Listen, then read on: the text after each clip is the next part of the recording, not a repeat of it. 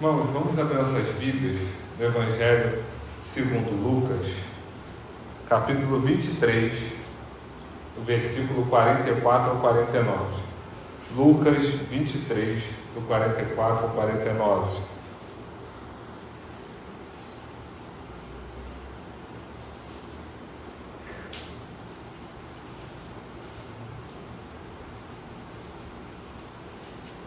Vamos ler? Já era cerca de meio-dia, e a escuridão cobriu toda a terra até as 3 horas da tarde. A luz do sol desapareceu e a cortina do santuário do templo rasgou-se ao meio. Então Jesus chamou em alta voz: Pai, em tuas mãos entrego o meu espírito. E com essas palavras deu o último suspiro. Quando o oficial romano que supervisionava a execução viu o que havia acontecido, adorou a Deus e disse: sem dúvida, este homem era inocente. E quando toda a multidão que tinha ido assistir à crucificação viu isso, voltou para casa entristecida e batendo no peito. Mas os amigos de Jesus, incluindo as mulheres que o seguiram desde a Galiléia, olhavam de longe. Amém? Vamos orar mais uma vez. Senhor, muito obrigado pela Tua palavra. Que assim como ela está aberta diante de nós, Pai, que o nosso coração esteja aberto diante do Senhor, para entendermos a Tua palavra, para aprendermos a praticar essa palavra, que ela não encontre somente terreno no nosso coração, mas que produza frutos, e frutos de prática. Essa é a nossa oração em nome de Cristo. Amém. Irmãos, um texto bastante conhecido, basicamente as últimas palavras de Jesus, algumas reações a essas últimas palavras. Jesus ele nos deixa, nesses versículos, um testamento, um belo testamento, um rico testamento, porque esse testamento nos lega a salvação eterna em Cristo.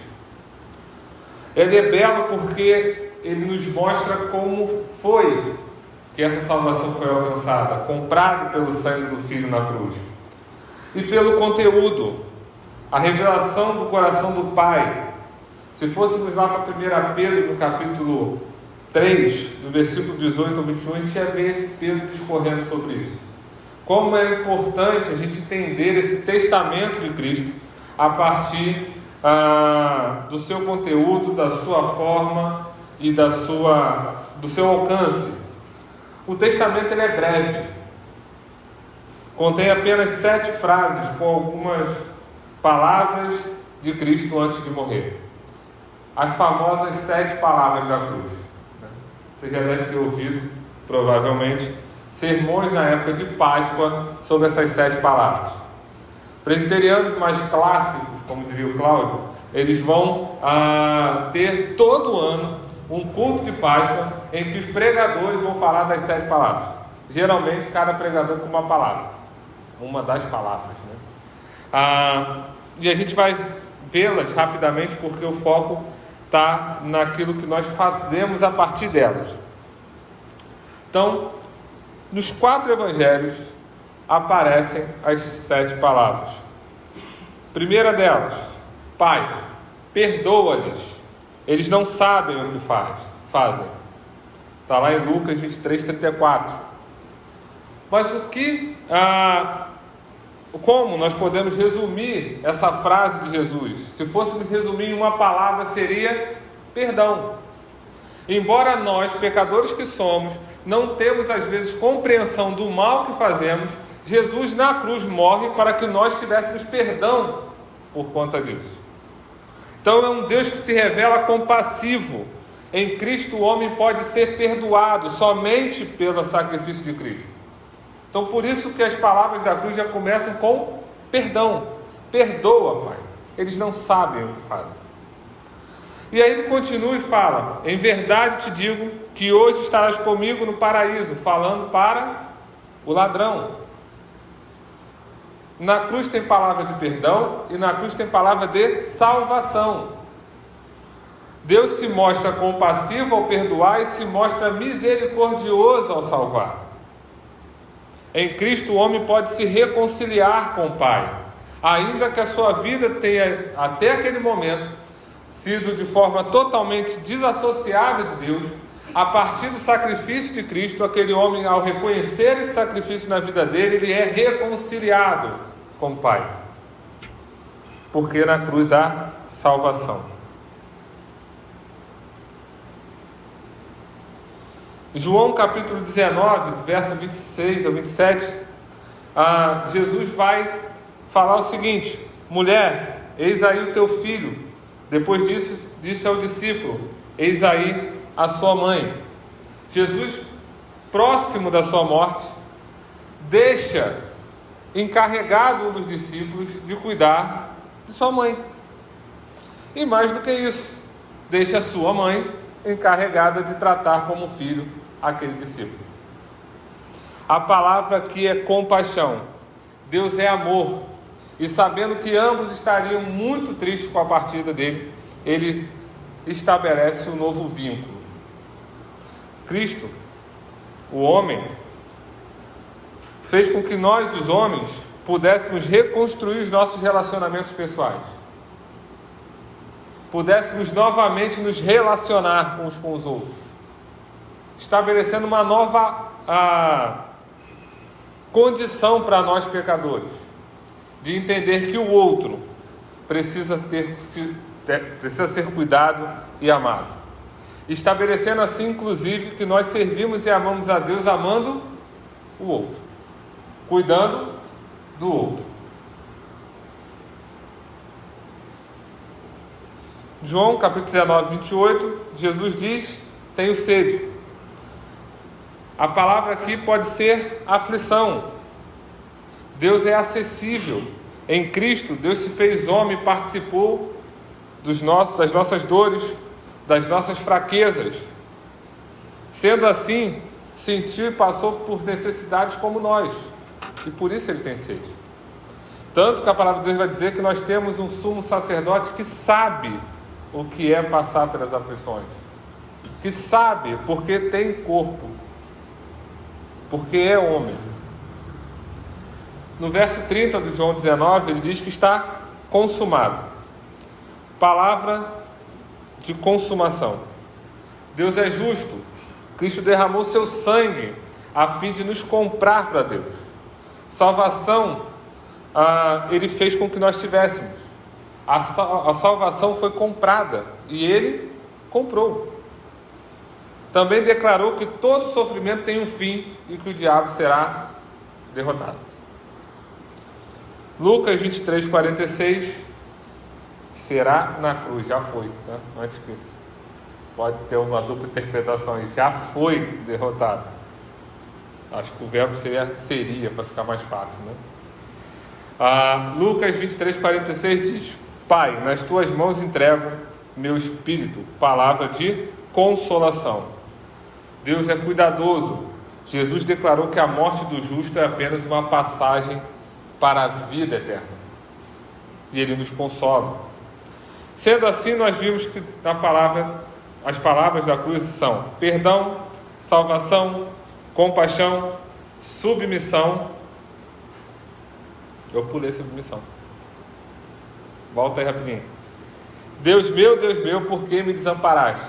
Por isso é importante revisão, viu?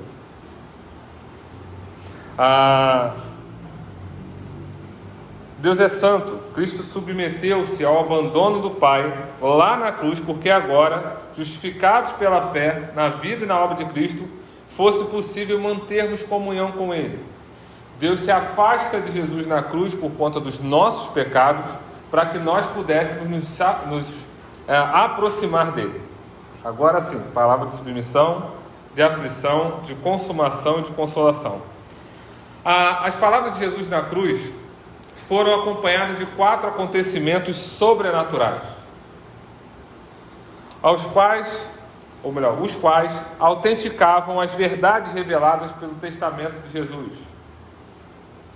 Assim como nos filmes, em que determinada música determinado efeito sonoro, ele nos faz entender a intensidade e o que aquela cena se apresenta. Então, de maneira que se você estiver distraído vendo um filme e começar uma música mais romântica, você sabe que tem uma cena romântica ali. Se tiver um som mais assustador, é porque vai aparecer algum tipo de risco e perigo.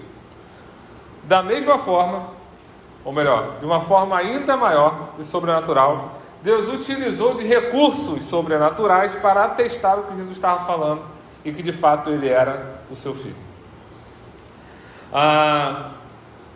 Lucas revela apenas 2 acontecimentos, mas Mateus detalha todos os 4. Diz assim, Mateus 27:45: trevas cobriram a terra por 3 horas. Do meio-dia a 3 horas da tarde se fez noite. Deus é santo e não coabita com o pecado.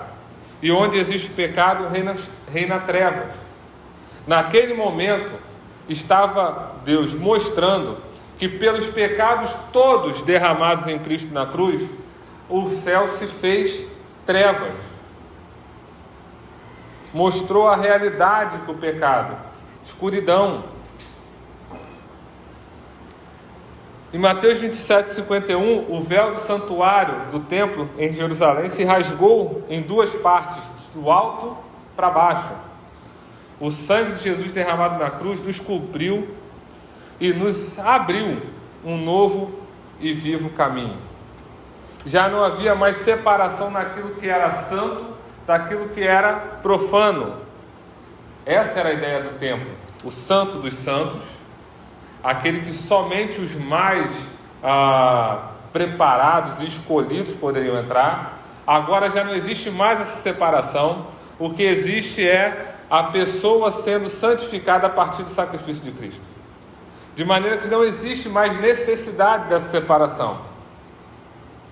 Não existe mais necessidade de estabelecer um lugar como santo, porque santo é a pessoa, ou tem que ser a pessoa, em qualquer lugar.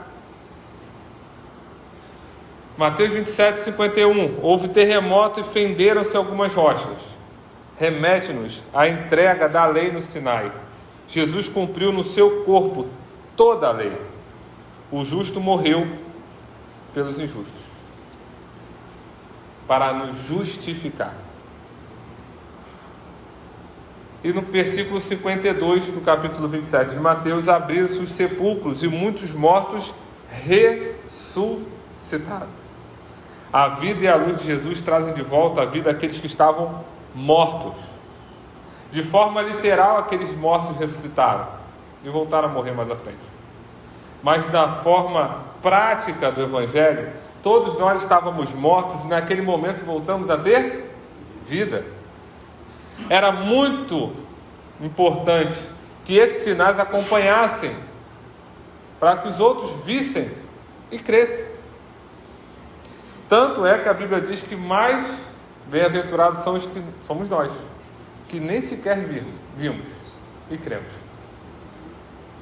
Mas lá precisava Jesus dizer que estava consumado e virá trevas. Lá precisava dizer que estavam todos perdoados e que estava dando vida e os mortos ressuscitassem, para que as pessoas entendessem que não era qualquer pessoa que estava falando, não era um homem comum. Lucas ainda relata 3 grupos distintos de pessoas. Primeiro deles, a reação do centurião romano que comandava a operação de crucificação. Lucas capítulo 23, versículo 47. Quando o oficial romano que supervisionava a execução viu o que havia acontecido, adorou a Deus e disse: sem dúvidas esse homem era inocente. Sem dúvida esse homem era inocente. O segundo grupo é a multidão. A reação da multidão reunida para assistir aquele espetáculo da crucificação, no versículo 48 diz assim: e quando toda a multidão que tinha ido assistir a crucificação viu isso, voltou para casa entristecida, batendo no peito. E o terceiro grupo, a reação das mulheres que tinham seguido Jesus desde a Galileia. Lucas 23, 49. Mas os amigos de Jesus, incluindo as mulheres que o seguiam desde a Galileia, olhavam de longe. Diante das palavras persuasivas de Jesus, autenticadas autenticadas mesmo, né? Atestadas pelos aqueles acontecimentos sobrenaturais tão poderosos, as reações desses três grupos descritos por Lucas são distintas quanto ao seu interesse.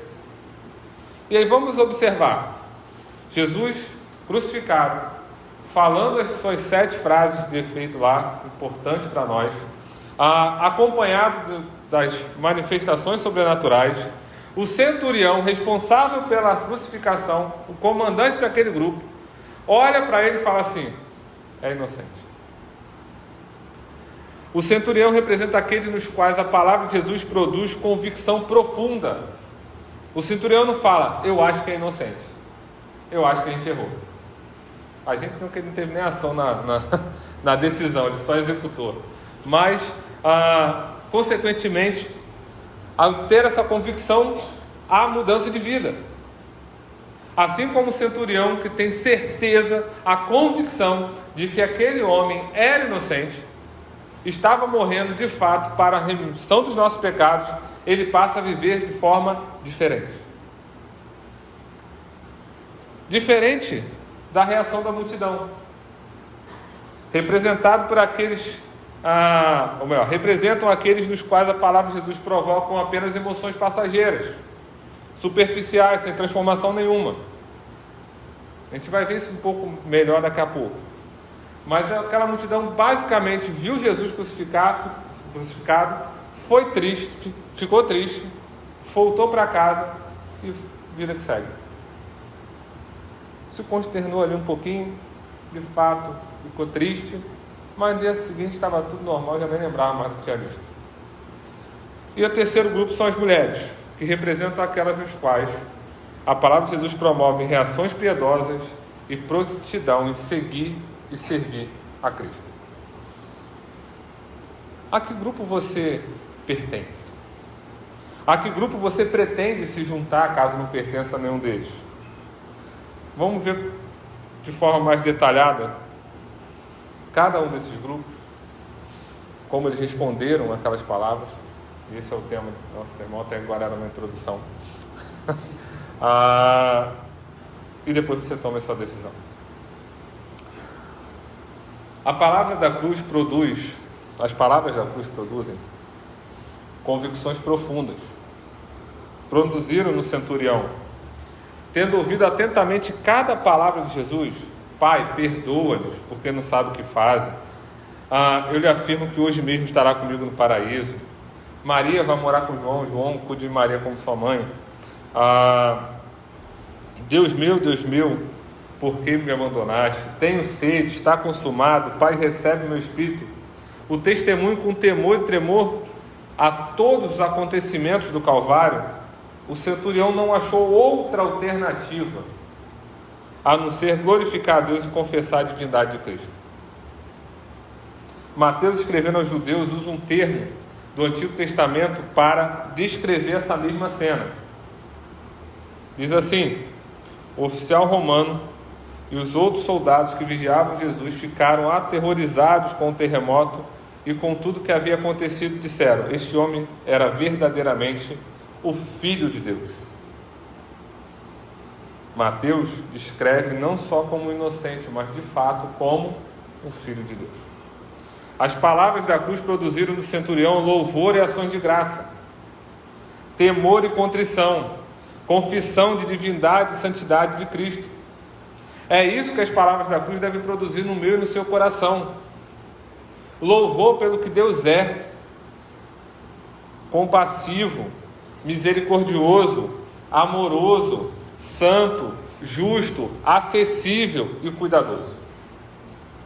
Contrição pelo que nós somos, pecadores carentes da graça de Deus, da graça que salva e que santifica, que transforma a vida, que transforma pensamento, que transforma a forma de ver o mundo. E confissão da santidade e do senhorio de Cristo. A palavra da cruz deve produzir convicções profundas no nosso coração, de maneira que nós não podemos sequer, ao ouvir essas palavras, a entender essa cena, ter dúvida de quem Cristo é e do que Ele fez por nós. Porque às vezes a gente esquece, nós temos a tendência de esquecer aquilo que é feito de bom para nós. De ruim não. De ruim está aqui, né? Eu lembro daquele abacate em 1992, quando eu pedi e você disse não. Depois disso já tiveram 55 mil abacates na história, que foi dado, mas aquele que foi negado a gente não esquece. Nós temos tendência a esquecer daquilo que as pessoas fazem de bom para nós.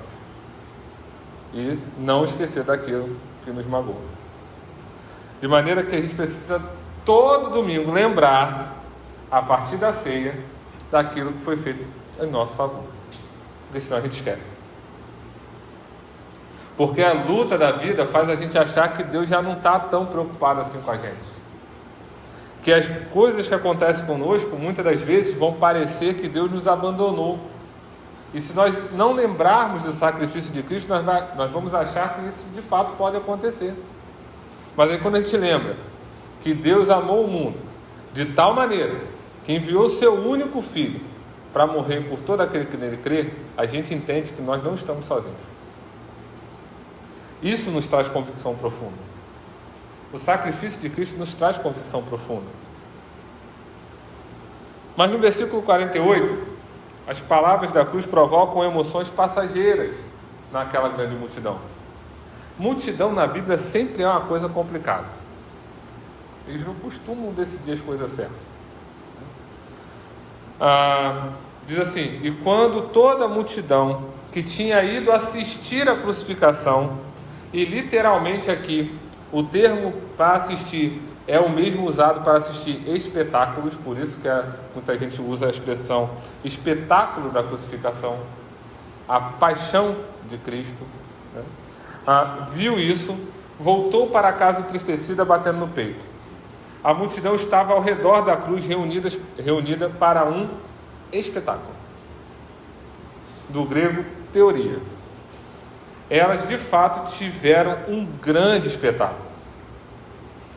De deixar Hollywood e a Broadway, se você prefere teatro e musical, para trás.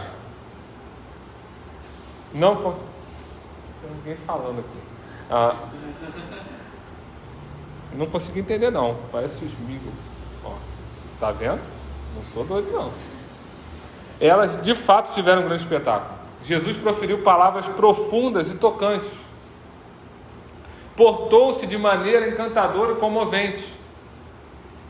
Face àquele bruto sofrimento, a terra tremeu, o dia se tornou noite, mortos voltaram a viver, o véu se rasgou de cima para baixo, não foi cortina abrindo, não foi cortina fechando, foi cortina rasgando. No espetáculo. Um espetáculo completo. Quando tudo terminou, as multidões saíram lamentando com emoção e tudo mais. Alguns anos atrás, saiu um filme sobre a crucificação de Cristo. Paixão de Cristo. Foi um verdadeiro alvoroço. Todo mundo dizendo que as pessoas passavam mal no cinema quando assistiam, que aquilo retratava muito próximo à realidade, e que, enfim, é aquela coisa toda, e todo mundo comovendo, as pessoas saíram chorando, e a pergunta é, no dia seguinte, o que fizeram? Vou nem falar no mesmo dia não, mas no dia seguinte, passaram mal no cinema, e relataram que o sofrimento foi algo que eles viravam o rosto, porque não conseguiam ver na cena, e emoções passageiras. Aquela multidão voltou entristecida, mas voltaram de fato a fazer exatamente o que já faziam. Aquilo não os tocou ao ponto de transformá-las. Tocou sim a sua sensibilidade. Havia um homem sendo crucificado e morreu. Talvez, no nosso contexto de mundo hoje, isso nem nos choque tanto, mas deveria. E chocou aquela multidão. Não um homem, são 3, né? Porque daqui tinha os ladrões. 3 foram crucificados e mortos naquela tarde, no sol de meio-dia. Mas depois, vida que segue. Aquela multidão voltava para Jerusalém para continuar o rito da Páscoa. Boa parte daqueles judeus olharam aquela crucificação e sequer conseguiram fazer o link com o cordeiro que eles matariam meia hora depois. Alguns, inclusive, foram tristes para casa, pegaram lá o cordeirinho chorando e mataram de novo.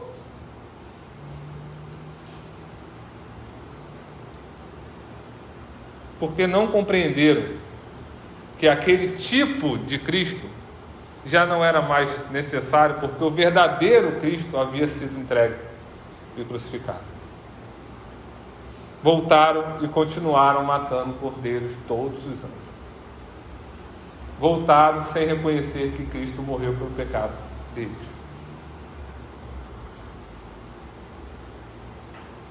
É certo que eles lamentaram. Nos é dito também que eles se comoveram. Lemos, inclusive, que eles choraram e bateram do peito, só que voltaram para a mesma vida de antes. Com tudo aquilo, como eles voltaram? Com tudo aquilo que viram. Como foi possível? Cenas fortes, palavras comoventes, são capazes de mover qualquer coração, mas não são capazes de transformar qualquer coração. Quanta gente vive assim dentro das próprias igrejas. Muitos ainda hoje ouvem a palavra da cruz e ficam sensibilizados, mas apenas por um tempo. Logo depois voltam à vida de antes.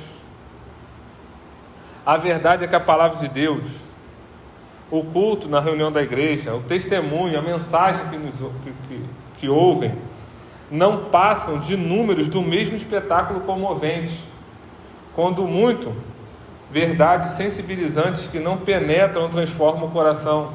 Daniel, na oração, falou mais ou menos isso. Botou mais uma data na agenda, no culto de hoje. Hoje eu fui. Chique. Vai acabar o ano, olha a agenda. Fui mais que faltei. Estou no lucro. Estou no positivo. Não é isso que é viver o Evangelho. Se você não aplicar em sua vida o conteúdo das palavras da cruz, entendendo, meditando, buscando praticar, você não vai conseguir ir além de uma mera emoção passageira. Continuará como antes, voltará para a vida de antes. Não pode ser assim. Cabe bem nesse ponto as palavras de Jesus, explicando a parábola do semeador. Mateus 13, 18 a 22 diz assim: agora, ouçam a explicação da parábola sobre o lavrador que saiu para semear. As sementes que caíram à beira do caminho representam os que ouvem a mensagem sobre o reino e não entendem. Então o maligno vem e arranca a semente que foi lançada no seu coração. As que caíram em solo rochoso representam aqueles que ouvem a mensagem e sem demora recebem com alegria. Contudo, uma vez que não têm raízes profundas, não duram muito, assim que enfrentam problemas ou são perseguidos por causa da mensagem, cedo desanimam. As que caíram entre os espinhos representam outros que ouvem a mensagem, mas logo ela é sufocada pelas preocupações dessa vida e pela sedução da riqueza, de modo que não produzem frutos. E as que caíram em solo fértil representam os que ouvem e entendem a mensagem e produzem uma colheita a 30, 60 e até 100 vezes maior que a quantidade semeada. As palavras da cruz, qualquer das palavras de Jesus, não podem provocar meras emoções passageiras no nosso coração. Nós precisamos ler Jesus falando e entender que está falando conosco.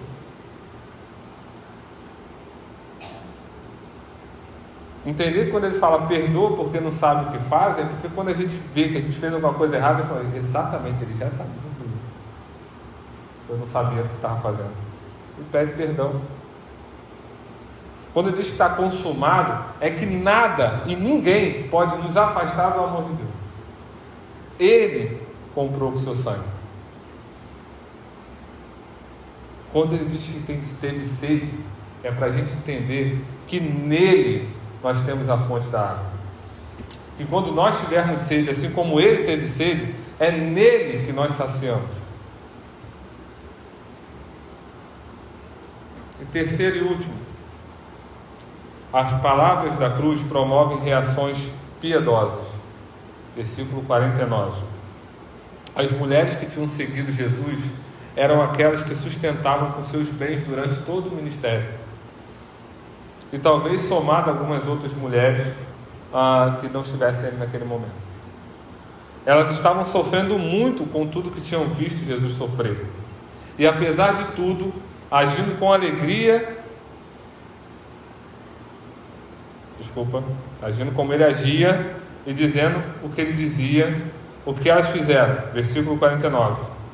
Mas os amigos de Jesus, incluindo as mulheres que o seguiram desde a Galileia, olhavam de longe. Eles não tinham para onde ir. Eles haviam ouvido de Jesus, que ele iria morrer. E eles estavam naquele grupo que respondeu: para onde nós iremos, se só tu, Senhor, tens as palavras de vida eterna? O fato de Jesus estar sendo crucificado não foi motivo para eles abandonarem. Colocaram-se apostos, atentas, mesmo que de longe. Diante da primeira oportunidade, puseram-se a servir, como sempre fizeram. Lucas 23, de 50 ao 24, verso 1, diz assim: havia um homem bom e justo chamado José, membro do conselho dos líderes do povo, mas que não tinha concordado com a decisão e os atos dos outros líderes religiosos. Era da cidade de Arimateia, na Judéia, e esperava a vinda do reino de Deus. José foi a Pilatos e pediu o corpo de Jesus. Desceu o corpo da cruz, enrolou num lençol de linho e colocou no túmulo novo escavado na rocha. Isso aconteceu na sexta-feira à tarde, no dia da preparação, quando o sábado estava para começar. As mulheres da Galileia seguiram José e viram o túmulo onde o corpo de Jesus foi colocado. Depois, foram para casa preparar especiarias e perfumes para ungir o corpo. No sábado, descansaram conforme a lei exigia. No primeiro dia da semana, bem cedo, as mulheres foram ao túmulo levando as especiarias que haviam preparado. Aquelas mulheres ficaram de longe, mas não desistiram não. Não abandonaram Jesus não. Entenderam que ainda havia que ser feito. As palavras de Cristo na cruz devem promover no crente reações piedosas, assim como nessas mulheres. Desejo de não perdê-lo de vista. Estava de longe, mas estava vendo o que estava acontecendo. Disposição para servir diante da primeira oportunidade que encontraram, com a própria vida. Percebendo quem havia conseguido o túmulo, foram atrás para ver onde estava. Foram para casa preparar as especiarias para tratar o corpo. Usaram a sua vida, seus recursos, seus dons, seus talentos, suas habilidades a serviço de Cristo. Com as palavras de Jesus na cruz ressoando nos nossos ouvidos, palavras de perdão, palavras de salvação, palavras de compaixão, de submissão, de aflição, de consumação e consolação, eu pergunto: a que grupo você pertence? Espero que você pertença ao grupo de convicções profundas, assim como o centurião.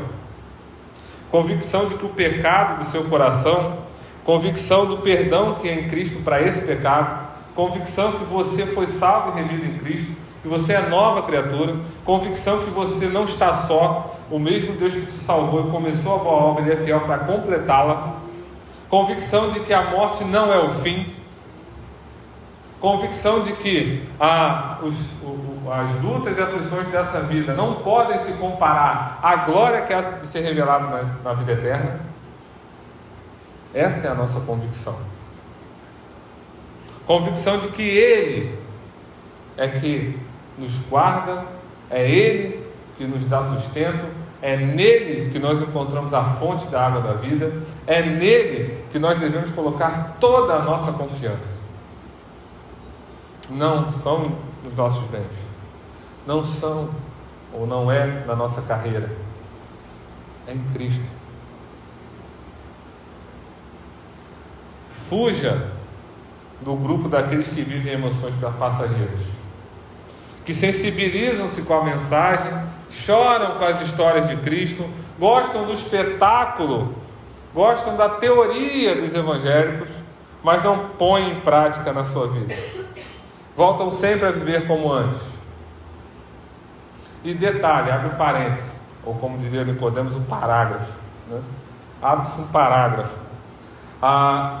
Precisamos entender que estamos falando de vida no Evangelho, não nos nossos costumes, não na nossa moralidade, mas nos frutos do Evangelho, entendendo quem nós somos e por que nós fomos salvos, e para quem nós fomos salvos, e para que nós fomos salvos.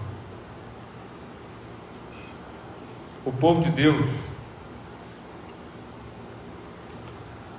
precisa entender e ter convicções cada dia mais firmes de que Cristo morreu pelos nossos pecados. Povo de Deus, oro para que todos, uma vez salvos que somos, pela graça por meio da fé em Cristo, vivamos como aquelas mulheres e os amigos de Jesus, com reações piedosas, com o desejo de não perder Jesus de vista, com disposição para servi-lo sempre, em qualquer circunstância, na igreja, no trabalho, na família, na vida, onde for, tendo ouvido as últimas palavras de Jesus. Como você reagirá? Ao sairmos daqui hoje, como nós viveremos? A que grupo eu quero pertencer? Como eu vou colocar em prática, na minha vida, a convicção de que Cristo morreu pelos meus pecados? Como eu e você vamos encarar diariamente essas últimas palavras de Jesus? Que Deus nos abençoe, irmãos.